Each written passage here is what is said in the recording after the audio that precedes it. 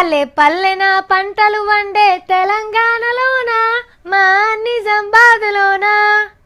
ఏంది సావిత్రి పాటను మార్చి వాడుతుంది అని అనుకుంటారా? మరి ఇప్పటి సంది గిట్లనే ప్రాక్టీస్ చేయాలి. ఎందుకంటే తెలంగాణ తరీకే మారబోతుంది. మరి కోనసీమ అందాల్ని చూడాలంటే ఆంధ్రకు పోవాల్సిన అవసరం ఉండదుగా. మన తాన్నే 4-5 కోనసీమలు తయారైతాయి. మొన్న సీఎం సరే కుద్దుకి మాట చెప్పిండు, ఇప్పుడు అడుగులు పడుతున్నాయి అన్నట్టు. అమ్మో సావిత్రి మంచిగా మాటలు నేర్చింది, అస్సలు ముచ్చట చెప్పకుండా మస్తు ఊరిస్తుంది అని అనుకుంటున్నారులే. గీ వార్తను చూసినాక మీరు కూడా నా లెక్కనే ఇంకో నలుగురికి చెప్తారు.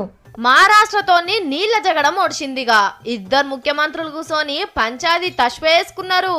ఒకలి నీళ్లకెళ్ళొకలు శంబడి కూడా ముంచుకోవద్దని కాగితాలు రాసుకున్నారు. మన సర్కార్ కట్టబోయే 5 ప్రాజెక్టులకు అడ్డం పడమని మహారాష్ట్ర సీఎం మాటిచ్చిండు. ఒట్టిగానే సముద్రంలో కలుస్తున్న గోదావరి నీళ్లను తీసుకొచ్చి మన పొలాల దూప తీరుస్తారట.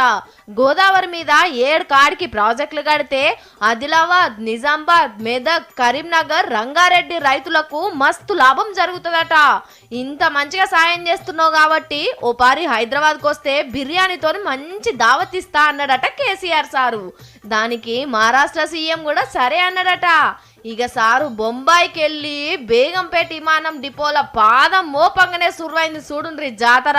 చిన్నగా జరగలే, ఆటలు పాటలతోని ధూమ్ ధామ్ ఎదుర్కొన్నారు సార్ను. తెలంగాణ రాష్ట్రం సాధించుకున్న నాడు ఎంత సంతోషపడ్డామో అంతే సమానంగా ఈరోజు కూడా మొత్తం తెలంగాణ వ్యక్తిగతంగా నేను బాగా సంతోషపడుతున్నామని చెప్పి నేను తెలియజేయడానికి సంతోషపడతా ఉన్నాను.